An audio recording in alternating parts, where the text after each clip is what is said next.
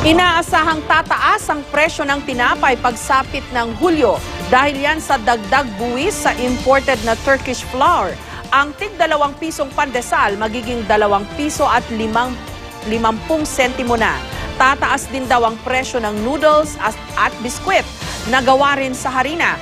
8 hanggang 15% dagdag buwis ang ipinataw ng Department of Agriculture sa Turkish flour na ginagamit ng maraming panadero sa Pilipinas. Mas mura kasi ito ng hanggang 100 piso kumpara sa locally milled flour.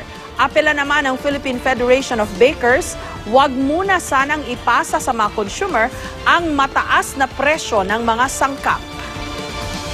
Magbigay ako ng apila na kung magkaroon man ng kaunting paggalaw sa mga presyo ng ating raw materials at pwede po nating iwasan ang pagtaas sa presyo ng ating tinapay, baka po naman natin pwedeng gawan ito ng paraan na huwag po nating galawin ang presyo ng ating produktong tinapay sa kadahilan na napakaraming gastos sa panahong ito ng ating mamamayang Pilipino.